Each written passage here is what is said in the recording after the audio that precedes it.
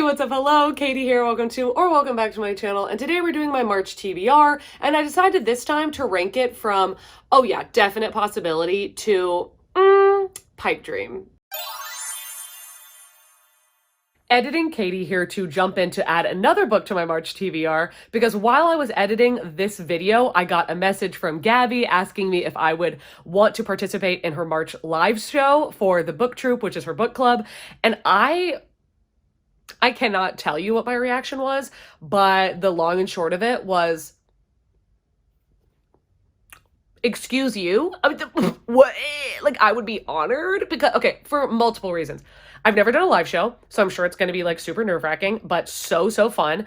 2, I love Gabby. I love her content. 3, I just love Gabby. Like, she's just such a good person, and she's so fun, and she's such a good friend. So that's amazing. And then also, I completely forgot that The Minders by John Marrs was coming out, and I had planned on reading it the day it came out. And then now it's been like 8 months, and I haven't picked it up. What have I been doing? But I love thrillers, and he might be my favorite thriller author. So I will be picking this up probably at the end of March, because I don't want to read it too soon and kind of forget all my opinions on it. But I'm gonna have to hold myself back because I almost like ran out to a Barnes & Noble and then realized it's 9 p.m. So I don't know what date it's gonna happen, but I'm very excited about that. Thank you, Gabby. I'm just happy to be here, you know? But anyway, let's get back into the video because I don't feel like I'm being super coherent right now. Starting out with the biggest contender, it is Push by Ashley Audrain. Now, this is actually a debut novel, which I'm very surprised by. 1, because it was a Book of the Month pick, and 2, because this cover is absolutely stunning. I am 70 pages into this, and that's why I'm pretty sure it's gonna happen this month because I'm already beginning it at the end of February. But this is a psychological thriller, and as far as I know so far, it is about this couple and then kind of like the generations before them and after them, and how kind of like a psychological thriller or psychological trauma of what you believe life will be, and what you're willing to settle for, and what you're willing to lie and say you're happy about. And then if you want to be honest and say that you're not happy with this life, or you're not happy with like marriage or love or children, and other people want to look at you like you're broken, how you deal with that. Like, that's what I have recognized so far. Now, I know that there is a deeper part of this book with the thriller, which I haven't gotten to yet, where the woman, the mom in this book, has a daughter and she has no connection to her and is just like, what are women talking about? Okay, sure. But then she has a son and does feel that connection to him, and she starts thinking there's something wrong with the daughter, that like she's messed up, but nobody else sees it. And then that's what the thriller is about. Haven't gotten there yet, but I'm sure I'll be hitting you up with a wrap up very soon. Wow. Someone's car is just really having a moment right now. Hopefully it's not mine. The third book that I am pretty sure I'm going to be reading this month is Recursion by Blake Crouch. Now, the reason that I want to read this month and that I'm so determined to read it, and I just added it to my TBR a couple hours before creating this video, is because Grace is currently reading this book. She told me that she is 75% of the way done with it, and that she said that she has never cried out of shock and terror, but she did reading this, and I immediately went and got it off my TBR and was like, I need to read that right now. Are you freaking kidding me? I read Dark Matter last year and it was 5 out of 5 stars. Absolutely loved it. It's not a book where you fall in love with the characters, but the concept is so absolutely phenomenal, and it's like real sci-fi. And I've heard that this is very similar. Like, a lot of people say it's almost too similar to Dark Matter, but I am very excited to read it. Grace has not read Dark Matter, so I'm curious to see if like maybe we both have similar feelings about the first Blake Crouch book we read, and then we go to the second one, are like, is it too similar? I don't know. All I know about this is that I think it's a scientist tries to create this technology that can like capture the past and capture your memories, because there's like a disease that's like taking people's memories. I could be a little off base about this, but there's like a disease taking your memories, and they're trying to create this technology that will make it so that you can relive moments. And does another disease come about? Like, I am... it just has a force that attacks not just our minds, but the very fabric of the past. And it's trying to unmake the world as we know it. And it's these two people trying to stop it from happening. Honestly, I don't even need to know that much. When she said that she cried out of shock and terror, I was like, and the fact that she's still reading it, because Grace does not like being scared in books. So I was like, and she also said there's body horror and she doesn't like that. So I was like, and I don't like body horror, but she said she'd still recommend it to me. So I was like, say less. Like, literally say less. You're selling this book from the jump. The next 3 books I really, really, really hope that I can read in March, it just depends on how fast they get here, are the 2nd, 3rd, and 4th books in the Wayward Children series by Shauna Maguire, which is Down Among the Sticks and Bones, Beneath the Sugar Sky, and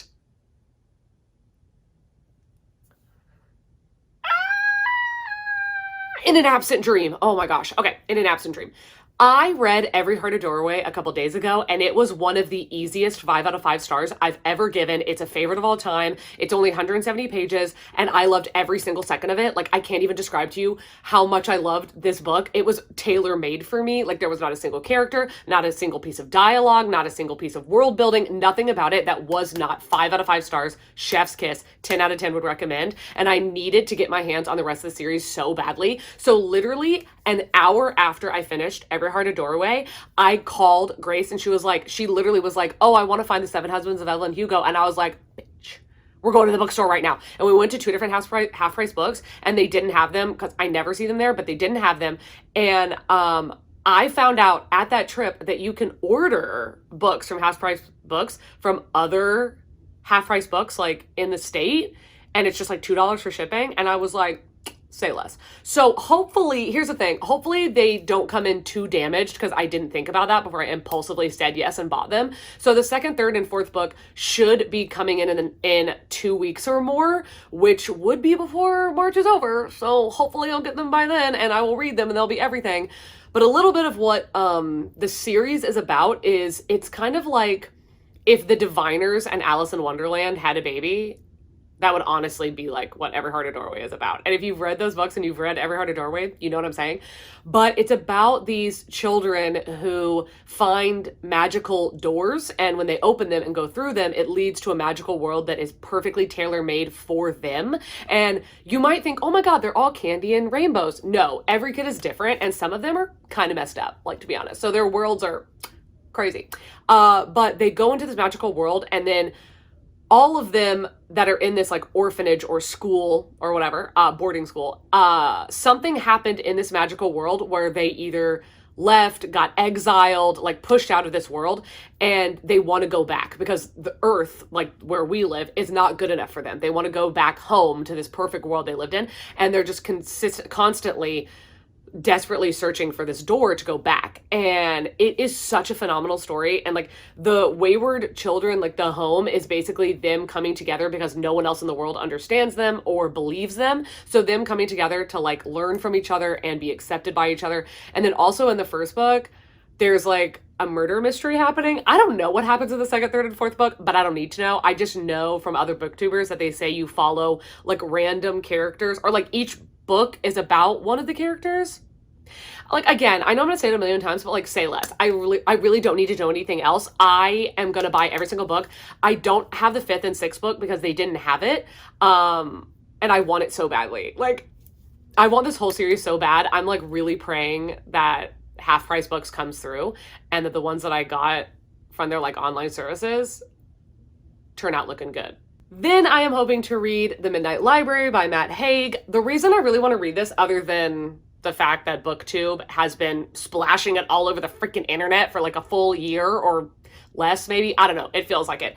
But the other reason is because okay, well, the book is upside down. So Half Price Books, what were you doing? The chapters are insanely short. Like, it's freaking crazy how short the chapters are, and that really pushes me to read. When the chapters are short, it just makes the time go by so much faster, and it makes me want to stay sitting and stay reading, which is hard. You know, it's hard. Do you have ADHD? What's up? Anyway, this is a book that everybody's been talking about. It is where I believe this girl, she decides to commit suicide. And when she does go through with committing suicide, She is on the brink of life and death, and she finds herself at this library. And in the library, every single book, and there's billions and billions of them, every single book is a choice you could have made and the life you could have lived if you'd made that decision. So she goes there, and there's a librarian who's like, pick one of them and see what would have happened. Like, pick your biggest regret and see what your life could have been like if you hadn't made that choice. I'm assuming that the whole book is trying to get her to realize that her regrets are like silly, or like that her regrets are like not as big a deal as she thinks they are, and that I'm assuming it's about saving her life. I don't know. I plan to read it. I hope I love it as much as everybody else does. So for the books that I want to read for my reading rewind, I was deciding between The Monstrous of Verity and The Hunger Games, but I really want to do a reading vlog for The Hunger Games. So I don't know if I'll be able to fit that in this month, but it might happen. That's one that like is probably a pipe dream. It's sitting over here. But the one that I'm really feeling drawn to is the Monsters of Verity duology. So that is This Savage Song and Our Dark Duet by Victoria Schwab. And the reason, there's a couple reasons that I'm feeling so drawn to these, and I really want to do this for my reading rewind. And that's because these covers, they're absolutely stunning. I am so obsessed. This was sent to me by Mackenzie Nall, and I cannot thank you enough. Like, I didn't even realize how gorgeous these books would be. And I've seen this book at Half Price Books a couple times, but I've always seen them so beat up, and I feel like way thinner than this. Like, is this like a freaking translated edition or something? No, it's regular. I don't know. They're stunning. I'm absolutely obsessed. So I want to read them for that reason. But then also, Grace just recently listened to the audio of this, and she really liked it. And she asked me like, hey, Libby doesn't have the audio of Our Dark Duet. Can I read it? And I was like, yes.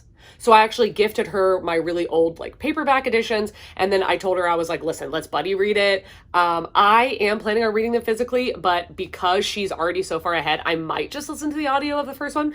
I don't know. I read these like 4 years ago and really loved them. This, from what I'm remembering, here's the thing. You know you love a book when you remember the main characters' names. And I know that the main characters' names are Kate Harker and August Flynn. Like, who am I? How do I remember that? Anyway, this is about, I know Kate Harker is a like mafia boss's daughter. And then August Flynn is like one of the main like detective, kind of like a police officer's son. But it's supposed to be that like evil deeds spawn evil creatures. I think one of the evil it's like Corvi and like Malachi. I'm really testing my memory right now. But it's supposed to be like, say, if you murder someone, it will create a certain kind of evil creature or demon. And if you like rape someone, if you beat somebody up, if you commit some like debauchery or whatever, and you have that certain kind of intent, it will create these kind of creatures. And each of the creatures has different magical, horrible abilities. And it's like the different factions of the city are trying to spawn these creatures and use them for their own like mafia warfare, basically. I remember it being very interesting. It is YA, and the font and the spacing in these books seriously feels like it's middle grade. But I remember really, really liking it, and I've been wanting to reread this to remind myself of how much I liked it, and if it remains 5 stars. The next book I'm considering picking up only because the audio is about to come in on Libby, and that is Stalking Jack the Ripper by Carrie Maniscalco. The reason that I was not even barely considering picking this up for March is because I do now own, because of a freaking lovely girl on the freaking internet sent me the whole series. So I want to do a reading vlog for the whole series, and I do not believe I will have time to do that in March. So I might listen to the audio, and if I really love it, then I will thus plan out a reading vlog for it in the next month. I don't know, but I don't really want to miss up on the opportunity of the audio on Libby.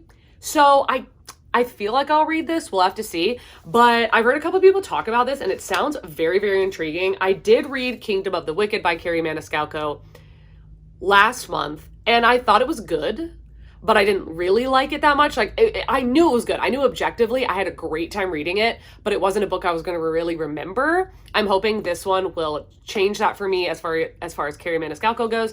But I believe that this is about a girl who becomes like obsessed with finding Jack the Ripper, but then I can't remember. I feel like a booktuber said that she falls in love with him or becomes like obsessed with him. If that's the case, sign me up, because we're that kind of freak bitch. You know what I'm saying? Like, I'm a freak bitch. You know what I'm saying? Like, I'm here for that. I am. Not like in a toxicity way, but like also like a from far back toxicity. I just like watching it because it's interesting. Don't really want it to happen in real life.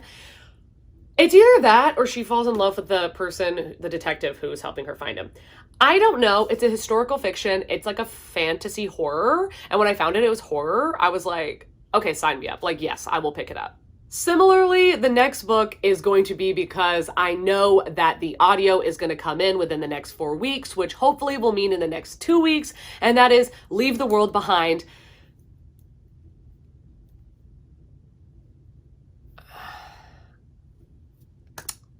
I don't know who wrote it. And actually, now that I think about it, I don't know what the book is about. I don't know what the book is about. Should I just skip this? No. Listen.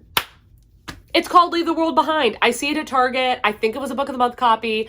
I think Gabby read it. I don't know. Somebody read it. I'm pretty sure people said it was good, or they said it was horrible. I don't know. It's been on my freaking Libby holds for the audio for a really long time. We're going to check it out. Maybe. I don't know. Another big I don't know for a specific reason is Monstrous Volume 4. In January, I read Monstrous Volume 1, and then in February, I read Monstrous Volume 2 and 3, and I absolutely adored my experience reading this book. It's just such a stunning graphic novel, but I do not physically own 4, 5, or 6. And I tried reading it on my phone in the beginning of this series and couldn't do it. It was not enjoyable at all. And then I tried reading it on my Kindle, and that was a better experience, but it wasn't great. Like, I just like holding graphic novels most of the time, so I just didn't enjoy that. So I don't know. I don't know. If I can find Monstrous 4, then I will read it. I might buckle down and just read the Kindle version, but I'm not sure yet. But it's still a possibility. Oh wait, we're here to make another mistake. The other book that I have on audio, I paid for it, so I should be able to listen to it, is The Winter People by...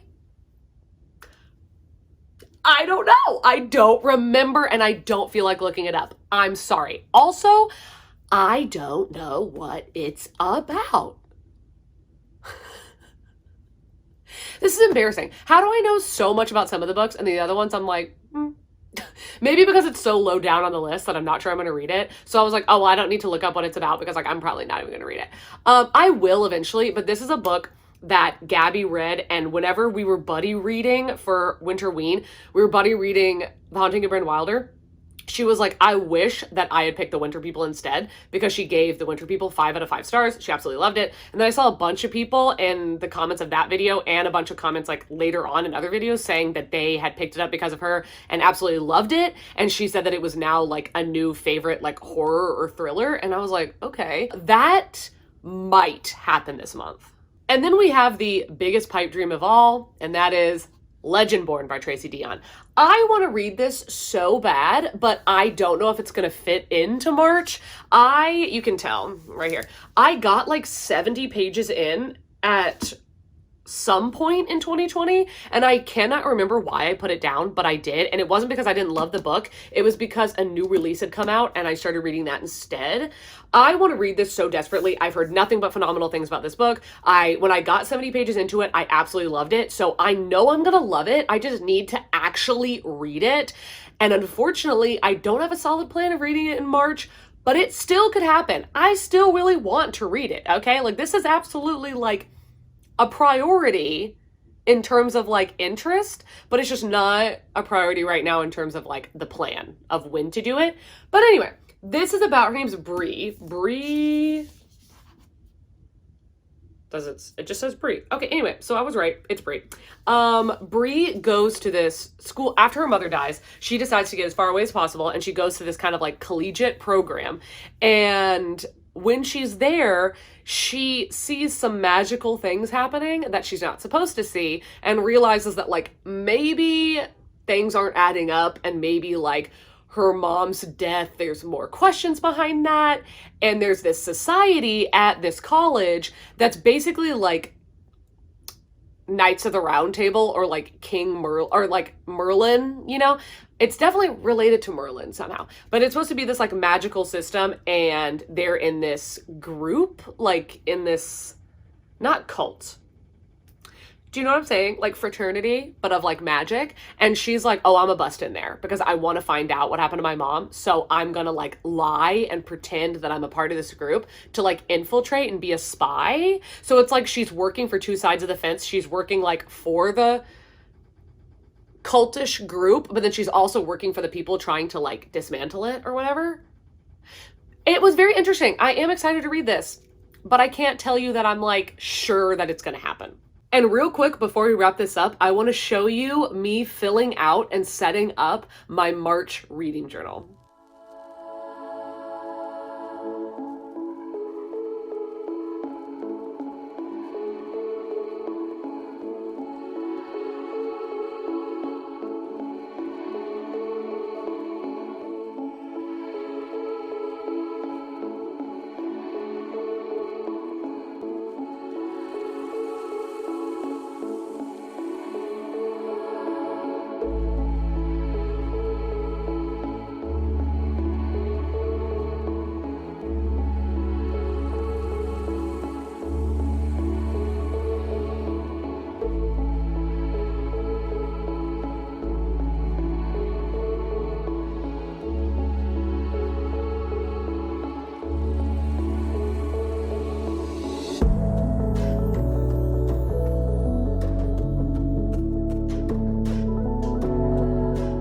Okay, so here are the physical books and then as well as a bunch of audiobooks that I want to read in March. That would be, I believe, 17 books that I am planning on reading in March. Pray for me. I have no idea, but that is going to be the end of this video. If you want to follow me on Goodreads or Instagram, they're going to be linked down below. If you want to subscribe to this channel, I do upload at least once a week, if not 2 to 3 times a week. So if you want to see any more bookish content from me, I would love to see you again in another video. And speaking of another video, I will see you soon with one coming soon. Have an amazing evening, day, night, afternoon, whatever you're having, and I'll see you soon. Bye.